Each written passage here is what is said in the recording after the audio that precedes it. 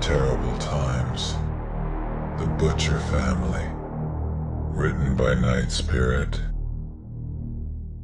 Welcome, brave souls, to the Terrible Times, your one-way ticket to spine-chilling stories and terrifying tales. Tonight, we'll be diving into the darkest corners of the human mind with a story, The Butcher Family, written by the twisted mind of Night Spirit. Together, we'll explore the unexplained and face our deepest fears. But before we begin, if you enjoy trembling in terror, be sure to hit that like button, share this video with your fellow fear fanatics, and subscribe to our channel. Don't forget to hit the bell notification so you never miss another Friday update. Your support truly means the world to us, so feel free to leave a comment below to join the Terrible Times community. Now, without further ado, let's unravel the mysteries of the unknown together as we delve into tonight's petrifying tale, The Butcher Family. Dim the lights and prepare yourself into a chilling journey into the terrible times. My family has a terrible curse that causes me to live in constant anxiety. We're butchers. We don't run a national corporation for it or anything, but our quality has always been impeccable. 5-star Google reviews, top word of mouth. We would probably even have a Michelin star if it were possible for places other than restaurants. Somehow, we have been able to produce the most delicious, soft, mouth-melting meats, better than Wagyu beef. But the story for how this came to be and how this is not as happy-go-lucky as our service. My family have been butchers for hundreds of years. Even our last name is Butcher, and somehow we have not changed professions since that was given. Let me clarify that this is my story, my explanation for why I wish I was dead, yet I don't want to die. But I must first tell the story of my ancestor. I'm not sure exactly how long ago this was, but the story goes that it was during the medieval ages. His father and grandfather always kept honesty as the shop's top moral framework. Because of this, they were often the choice meat shop for even lords and ladies of the nearby lands, until one day when a new shop opened up. My ancestors were not worried because their shop was so successful. This shop did not make a sale for days. However, on a day no more special than any other, the town drunk somehow found himself in the other shop, thinking it was my ancestors' family's shop. He ordered a cut of leg meat, drunkenly swaggered it home, and fell into a booze-induced slumber. The next day, he cooked the meat, ate it, and came running into town, directly into our shop. He asked what he had ordered in his drunken stupor, as it was the most salivating, most delectable meat he had ever eaten. The family had told him that he did not visit the shop yesterday at all. They then realized it had to have been the other shop by mistake. My family had said there was no way it could have been the other shop, so they all went over as a group. Grandfather, father, son, and drunk. They asked the shopkeeper what was ordered, and they simply gestured to the stack of cubed meat on display.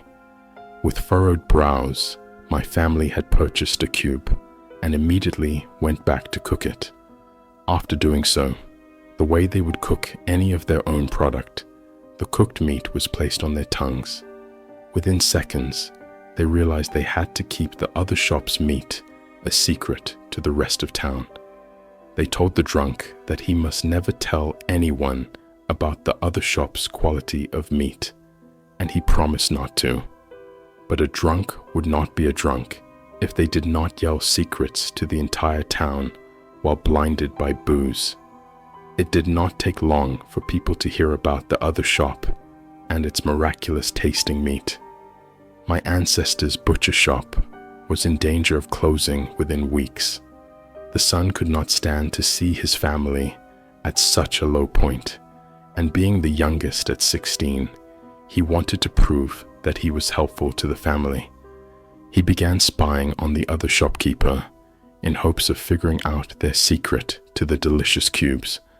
Their methods, from what the son could see, all seemed normal, but every weekend they would take their wagon out of town. The son was not sure where, as he was not able to stealthily follow beyond the trees and buildings. He asked his father and grandfather for permission to follow, and was firmly told no, that doing so would be a terrible thing, and that they were honest people, and that God would help them eventually. God did not. Another week later, the father grew ill.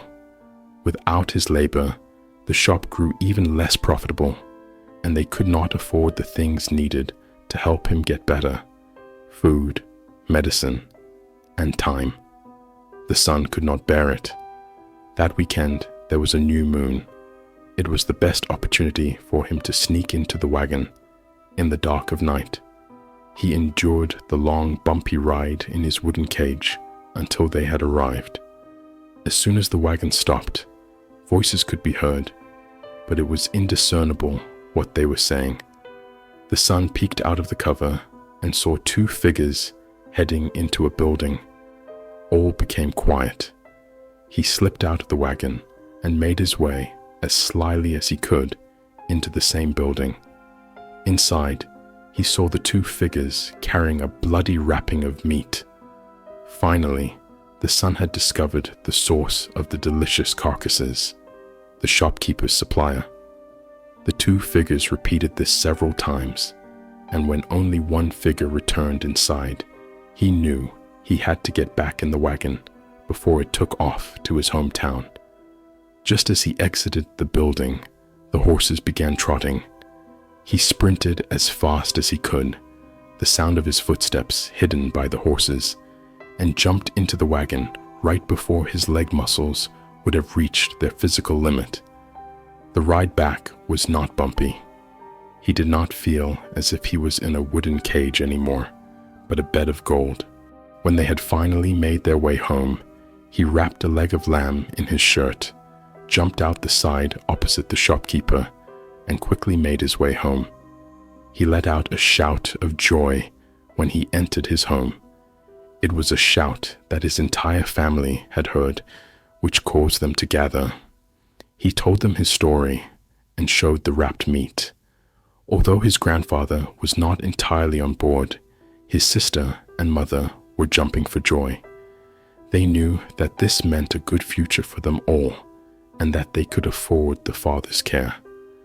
The son quickly unwrapped his treasure, and the cacophony of joy had ended. The son had not grabbed a leg of lamb, but a human limb. His grandfather immediately yelled at him for what he had brought into their house. He took the meat and went to start a fire outside in order to burn the meat before anyone found out about it. His sister comforted their mother, who was crying. The son felt great shame and went to his bed. After a long and well-needed, from his escapades the night before, rest, he woke up to the sounds of people gathering around a busy shop. Their own. He asked what had happened, and the family told him that they spoke a great deal after he had gone to sleep. They all decided they needed to do this, even the grandfather. They cooked the limb, and after trying some of the forbidden meat, called in a favor to the lords that they had previously sold to. This piece of meat was given to the king, and the word had spread quickly. Their shop had meat that the king himself had put orders in for. They had been made the king's supplier. My father stopped the story at this point. I thought of it as strange, but simply a folktale, a family legend. He then showed me something I never would have imagined, what he would work on every morning while I was asleep. He had done an excellent job to never reveal the family secret. Every morning, before even the street animals would wake, my father would chop, skin, fillet, boil, and prepare various pieces of fresh human meat. I was sick. I felt as if I was to blame. He needed to continue this horrible tradition. He needed to kill people for my sake, to pay for my tuition, for the constant medical bills, to make sure we stayed healthy, to pay every other bill that we needed to live. I couldn't take this burden, and I couldn't deal with the fact that my father was a murderer. I panicked and ran away. When I saw my dad next, I had to hear the rest of the story. Even though my dad was a killer, I knew he wouldn't kill me, because I was his reason for doing so in the first place. He was paying for us to have a good life. He continued the story. Here is the important part. The grandfather, in order to meet the new demand for the shop's meat, went to the other shopkeeper and explained the situation. He apologized for what the son had done, but insisted that he needed access to the supplier. He wouldn't ask how the supplier had such fresh bodies, and he would even cut the other shopkeeper in for a 50-50 split of the money. He explained that this was needed because his son was ill, and they had to afford the medical care and supplies. Even with a 50-50 split, they would be able to afford it, thanks to all the new demand. The shopkeeper was firm in their denial of his request. The grandfather persisted, explaining how they absolutely needed this to help his son, who was the main laborer of the family. The shopkeeper, once again, disagreed. The grandfather asked if he could purchase all of the stock that the shopkeeper had right then and there. The shopkeeper denied any sale to him. In his desperation, he pushed the shopkeeper out of the way. He must have been a very strong man, or perhaps very desperate, because the shopkeeper was knocked back into the wall, their head striking it with a cracking sound. The grandfather, ignoring this, pushed on in his mission, grabbing as many bags of meat as he could carry. As he was carrying them out of the store, the shopkeeper told him that for doing this, his wish would be granted. His son would be able to work and provide for the family as long as his age allowed him to. The grandfather, after stopping to hear this, simply turned away and continued to the family shop.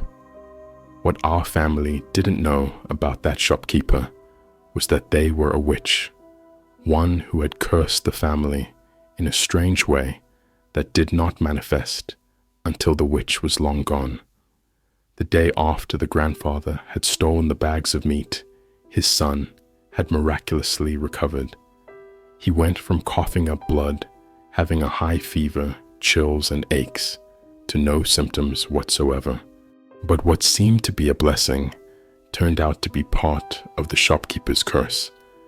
The father had no symptoms of this terrible ailment his entire life, until he became too old to continue working.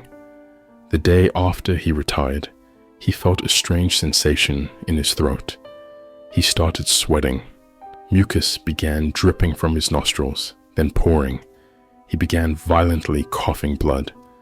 It was said that he even exclaimed between gasps for life that his head was on fire, that it felt like his insides were being replaced by thorns, cutting him apart. He had died a most violent death. The family speculated that this must have been a witch's curse, based on what the grandfather had told them way back when he took the meat. This was apparently a fitting explanation for the time period. With the death of the father, they began to worry. They wondered if they too were cursed. Ultimately, possibly as a way of easing their racing minds, they decided that it was just the father who this would affect. They believed that the witch's curse was over with his death. It was not. As soon as every person had stopped working, they died an incredibly grotesque death. Over the years, things were discovered about the curse, that it would happen regardless of if the person ever actually retired. Once they reached retirement age, They were at risk of the curse giving them a horrific end.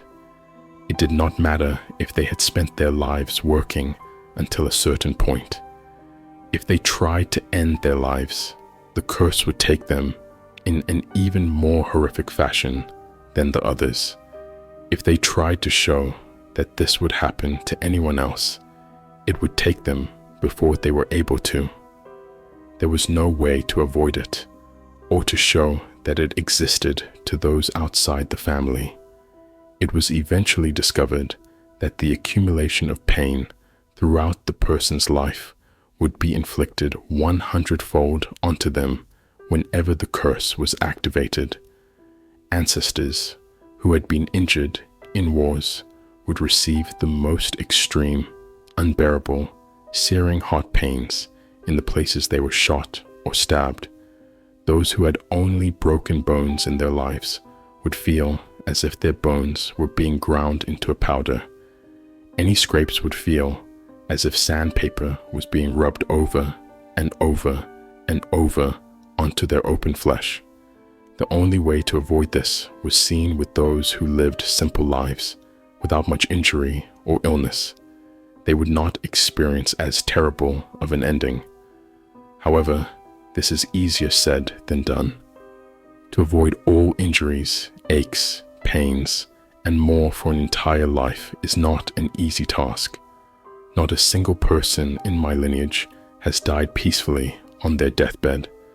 They have all died the most horrific deaths ever imaginable, save for the lucky few who were able to live a sheltered life. My father explained that this is why he had always watched me like a hawk. This was why our medical bills were so high, beyond the average person's yearly checkups. He said he always tried his best to make sure I was safe and healthy growing up. But what parent doesn't? I didn't realize the gravity of the situation, and he didn't want to scare me as a child or ruin my childhood by living a completely sheltered life. This was his way of going about this. He said he did the best that he could without jeopardizing my having a normal life. He didn't want me to live too scared to do anything. Now that I was older and mature enough in his eyes to understand without it completely destroying my worldview, he told me he was wrong. There was no way I would ever be okay with learning this truth. He should have foreseen the possible outcomes. This is why I wish I was dead, but I don't want to die. Growing up, I had managed to stay safe and healthy thanks to his precautions, but now death will be too painful. Everything I had learned about my family didn't matter to me at this point. I just wish my dad had told me before now. I didn't want to hear anything he had to say, but like I mentioned before, I had to. It's not like I could wheel my own bed away, much less pass the nurses. I already couldn't handle the pain. I wish my attempt was successful. Well, my friends, we've reached the end of tonight's chilling tale, The Butcher Family, by the talented Night Spirit. I hope you've enjoyed our descent into darkness and that you'll carry a piece of the terrible times with you as you drift into uneasy dreams. If our story left you shivering and shaking, don't forget to like this video, share it with others who crave a good scare, and subscribe to The Terrible Times for more haunting horrors. Remember to hit the notification for a fright update. Good luck getting some rest.